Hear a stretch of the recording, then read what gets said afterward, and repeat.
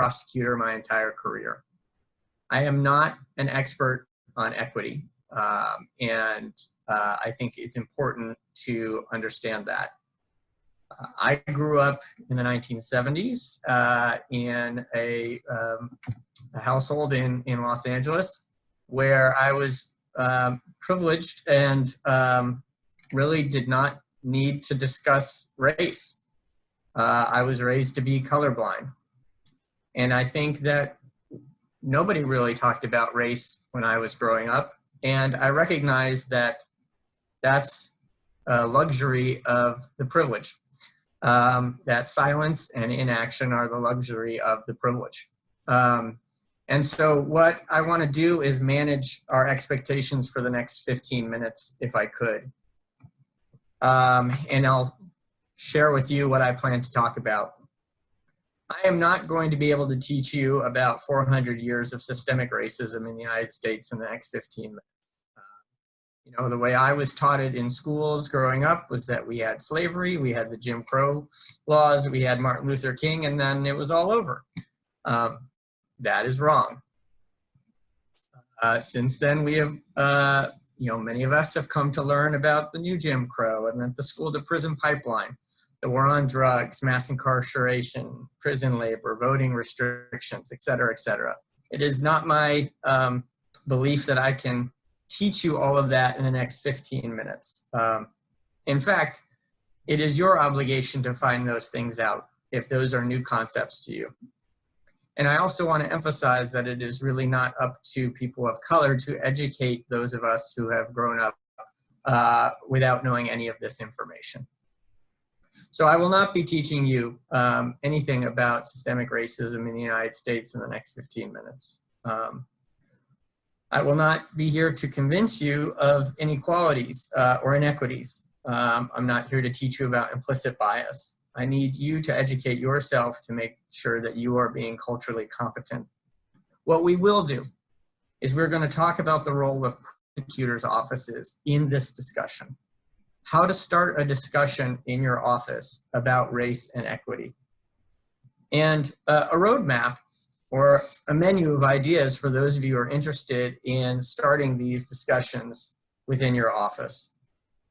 I think success today would look like you at the end of your discussion groups having a greater understanding of what it means to be in a prosecutor's office at a time like this, dealing with race and equity issues, and having some ideas, some arrows in your quiver that you can go back with tomorrow, maybe not tomorrow, it's Saturday, but Monday, and start meeting with your leadership teams and figuring out what concrete steps you can take.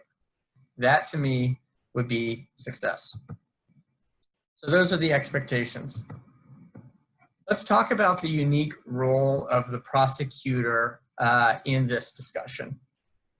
You know, race discussions are going on all around the world right now. Corporations, as you guys have seen, have rushed to put out statements speaking out against inequities. In fact, it seemed like the quicker an organization could put out a statement, it meant the more they cared about the issue. My son's Little League put out a statement before I could even get one to my office. And I think that, how quickly you could denounce racism and speak out against inequity was sort of a litmus test for how much you cared about it. I would caution, though, that speed is different than substance. And the statement I put out to my office was one that really was different than simply denouncing inequities in the system. I think it's important to have thoughtful responses because these are deep, deep issues. And your team is looking to you to set the tone. We are in a unique role in a prosecutor's office for a few reasons. One, we are an office just like everyone else in many sense. We have employees, we have cubicles, we have copiers, we have all those sorts of things that any office around the country has. And so as an employer, we have an obligation to address race and inequity, just like every other employer does. But we are also part of a criminal justice system that is deeply flawed. Now, the blame doesn't begin and end with us. We are downstream from other flawed institutions, finance, housing, healthcare, police, you name it, there is inequity in a number of institutions within our society. But we are also upstream from jails, prisons, and we have to deal with the reentry issues. So we are sort of in this middle point. We are entrusted to be the moral compass of the community, and our client is the community. So I think it's important to recognize that both we are an office, just like any other office, but we have that dual role of also fitting into what is both upstream and downstream from us. There are a couple of things that I think we can all agree on, and I'm hoping we can. That we are a better office and a better profession with people of color in it. That we value the experiences and the viewpoints of people of color.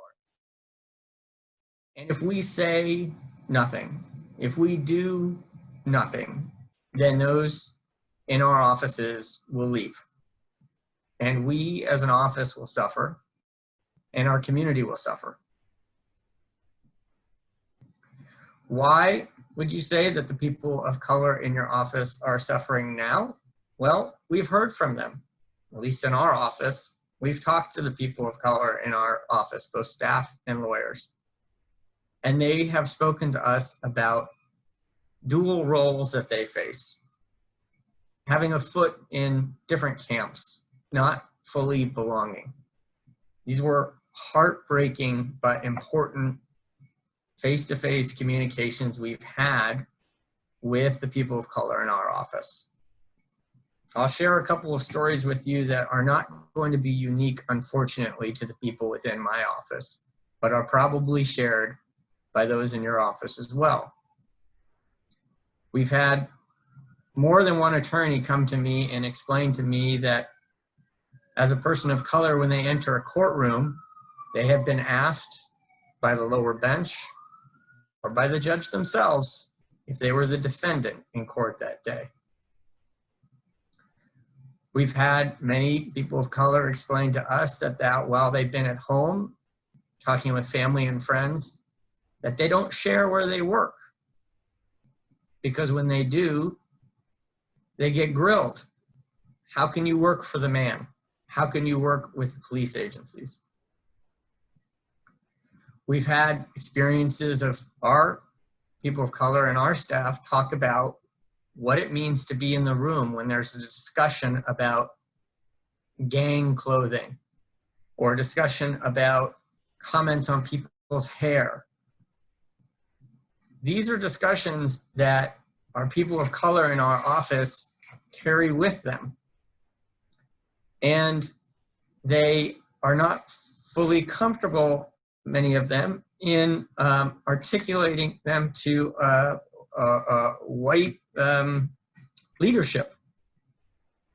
And they engage in what I have learned to call code switching all day, which is that our people of color in our office feel like they are speaking oftentimes what I've heard 2 different languages. And that they've carried these experiences in sort of a virtual backpack all day, every day. And it is exhausting. And they are tired. And it is heavy.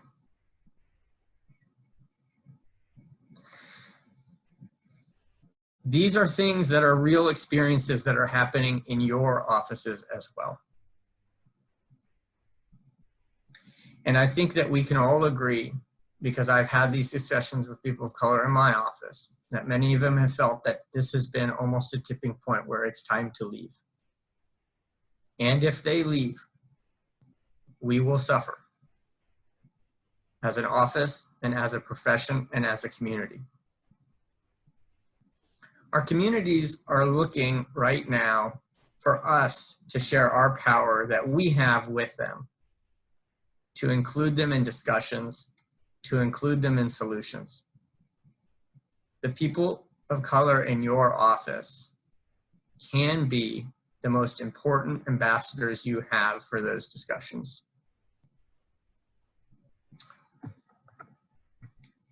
How do you decide to start? How can you start to have these types of discussions in your office? What can you do? I think the first thing for me to say is you're here right now, so it's important to you. Decide that it's important to you, and then do something about it. On Monday, set up a meeting with your leadership. Come up with a menu of options that might work for your office. If you get nothing else out of this 15-minute discussion, I hope that you will go on Monday and reach out to the people of color in your office and ask them how they are doing. Appreciate them and listen to understand. I think it is very easy to be defensive as a white person. There's a concept of white fragility. If you haven't read the book by Robin DiAngelo, I encourage you to do so. If you don't have people of color in your office, reach out to people anyway. Reach out to anyone in your office and start talking about race, because when we don't talk about it, people suffer. Again, silence is a luxury of the privileged. So reaching out to the people of color in your office, how are you doing? What's your experience been in this office? Is there more that we can do? Or maybe it's just I just want you to know I appreciate you. I appreciate what you bring to this office and to our community. If you want to use me as a springboard to that discussion, feel free, because it's hard to start these conversations. Hey, I was in a training on Friday. This guy in Seattle said that he was talking to his staff of color and his staff about these issues. I just want to see how you're doing. You're important to me. What's going on?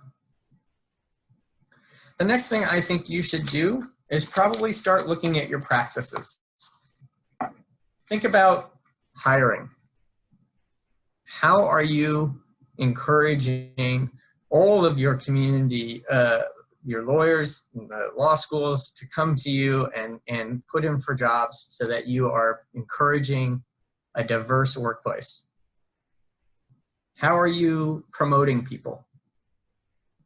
Are there ways that you can eliminate implicit bias in your promotion process, in your hiring process? If you don't know what implicit bias is, look it up. There's lots of great videos out there on it. How are you retaining people of color? Are you doing exit interviews for when they leave to figure out what you can do better as an office? How are you deciding where your plum case assignments go to, or your supervision opportunities go to? Have you looked at your salary practices to make sure that there's no implicit biases in there?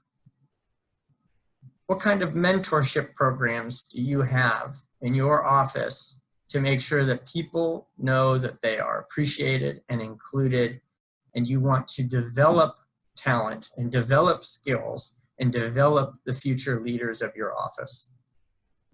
We call it having an equity and social justice lens, like glasses that you should be wearing all day and thinking about these issues as they're retained to all parts of your practice. When this all broke, a month or so ago, I did a lot of thinking in our office on how we could put out a statement. I didn't want to put out sort of a Ben and Jerry statement that says, we denounce racism and that sort of thing. Instead, I put out a statement that said I was struggling to find the right words. And I think that a lot of people will just stop there when they struggle to find the right words, because there's no way I could be as eloquent as others. And here I am, a middle-aged white guy, what could I add to the story? But instead, I embarked on a three-part approach. The first was healing, the second was understanding, and the third is action. And so for healing, we had 4 office-wide meetings so far that were included our senior lawyers, junior lawyers, alumni of the office, and others. And the first meeting was actually led by a person of color in our office, an attorney, senior attorney. And she wanted to do this. Again, you shouldn't rely on your people of color to educate you or to start these programs, right? This is not on them. But she really wanted to, and I was not going to say no. And she started a discussion, and we had 300 people on a Zoom call in our office. And she had asked other people of color in the office, how's your spirit right now? And it was raw. And it's scary because you don't know what's going to be said in a very public meeting. And as lawyers, I think we like to control everything. But you have to be willing to let that go. It's going to be messy. People are going to step in it. But manage expectations and really reward people for entering into the discussion. We had a 2-hour discussion on how people's spirit worked. We then did another one a week later. We brought in an alum of the office who is big in the community. And he talked about his story. And he described the mask that he wears in the office and how he gets to take the mask off when he goes home. The next discussion we had was a week later. Again, 200 to 300 people on this call. And it was for our elected. And he was asked, pretty point blank, how will you use your white privileged credit card? What are you doing to use your privilege and share that power with people of color in the community? Our last one, we actually had our most junior people in the office. We had people who have been there 5 years or less. We said, based on what you've seen so far, what do you think we can do differently? So we've had a number of sort of healing sessions, what I'll call. We then switched to understanding. In our office, we've already shown the movie 13th. If you haven't seen it, you should. We've had book clubs. We did a reading of So You Want to Talk About Race, and we've had discussion clubs about that. We send articles around. We send YouTube videos around. We've had brown bag launches. It is important that the office itself is taking a leadership role in educating everyone. And then there's action. Because really, words alone are not going to do much. People are looking to you to actually make a difference in the community and within the office. Words are words. We wrote a policy, and I think it's been shared in the materials.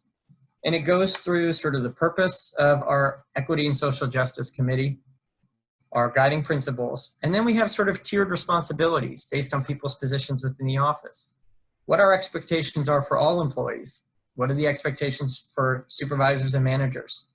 How about for the prosecutor himself and his leadership team, and for our HR department? And then we have resources and opportunities, and then we talk about accountability. What happens when you're not upholding your end of the bargain? We expect all of our employees to be attending lectures and to reading books, reading articles, and sharing that. But I often say that, culture eats policy for breakfast. The culture you create is more important than anything else. So how are you creating that culture of using your ESJ lens? Well, we have monthly newsletters that focus on different groups. We have these mandatory trainings. We are working with our police partners on training and education and policies so that we are working upstream as well. We are considering our role with the police. Do you have a Brady or Giglio list? How do you handle officer-involved shootings? These are important action items for the community. I think that overall, you just need to be constantly cognizant of the work you're doing and how it impacts others, especially people of color in the community. We are working right now in setting up small subgroups on action items. I've encouraged our most junior deputies up to our senior deputies and our staff to say, what action items do you want to work on for equity within the next 6 months? There's all ideas are coming to me. We're organizing them in spreadsheets, and we're going to start getting together small subcommittees going right next week. And they range in everything from assaults by officers to assaults on officers to officer-involved shootings to reparations for the war on drugs, failed war on drugs, all sorts of issues, probably a dozen or more issues that people have thrown out that we're going to start figuring out how we can actually take some action on. Have we made mistakes? Oh yeah. No, we definitely have. And you will. And that's okay. That's part of it. I think one of the mistakes we made was we set up an equity and social justice committee early on, but we didn't want leadership on there because we didn't want leadership to run the show. Unfortunately, the message that was shared inadvertently was that leadership didn't care about the issue. I think this needs to be top down. You need to have management early on in this process. I think more than just have a showing of 13th or a reading of Robin DiAngelo's White Fragility, you need to have your elected or your chiefs explain why this is important to them and why it's important to the office. Put some context around the education. You need to explain to your troops how this applies to their everyday work. And again, don't rely on the people of color to participate and educate the rest of you. This needs to be done intentionally and deliberately. I would say work inside out first. You know the old adage about the airplane rules, adjust your mask before assisting others. I think you need to get your house in order. You are in office, you need to address the inequities within your office before you start working in the community. I think for many of communities, you can hire an expert on equity issues. Come and work with your leadership teams and your HR. I would try and make connections with community groups and be willing to share your power with the community groups. You will step in it. You will say something wrong. It's okay to live in that uncomfortableness. But being comfortable is a luxury of the privilege. And it is past time we start addressing race and inequity. We are going to break into breakout rooms in a little bit. And before we do, I just want to talk about that very briefly. Sending you all out to talk about race amongst each other is a little dangerous. I feel like it's kind of like having you teach each other martial arts. You might hurt each other. So it's good to have some rules of engagement, not just here, but also have these rules of engagement when you talk about it in your own office. You know, equity, even despite the national narrative, is not a political issue. The issue is, how can you help your office and the people of color in your office? And how can you help your community and the people of color in the community? There's nothing Democrat, Republican, or anything about that. So here are the rules of engagement I would suggest you use both today and in the future when you talk about this with your office. Many of us are all here because we're trained attorneys. When we hear something, our brain is already working on what our response is going to be. All of us do that. I would say, try and resist that temptation. Listen for understanding, not how you're going to respond to it. And if you feel like your back is getting up on something, that's your amygdala brain. You're being attacked. You feel like you're being attacked, right? You should listen up on Robin DiAngelo's White Fragility. Nobody is calling anybody a racist necessarily. There is racism implicit in the system, okay? And so we just need to be aware of that. The second thing is, I would say, assume good intentions. You're still on this call. People are engaging in this because it matters. I would assume good intentions. Third is be present. If someone's talking to you about race or racism, put the phone away. Eye contact. This is the most important discussion of the day, of the week, of the month. I would also say, expect non-closure on equity issues. We're not going to resolve hundreds of years of inequity today or even within your office. You're not going to get closure. You're going to be continuing to think about these issues long after the discussion has happened. That's okay. And then finally, I would say, extend grace and expect grace. Everyone is at different points on their journey. Some people have been studying these issues for years. Others, this is the first month that it's really crossed their minds. Wherever you are on your journey, there is room to grow, but be respectful that not everyone is at the same part of the journey that you are at. So extend grace and expect grace. That's basically what I wanted to share with you all today. I am happy to answer questions even after this call. I've talked on our national calls with Chris before, and I've gotten a number of people reaching out asking questions.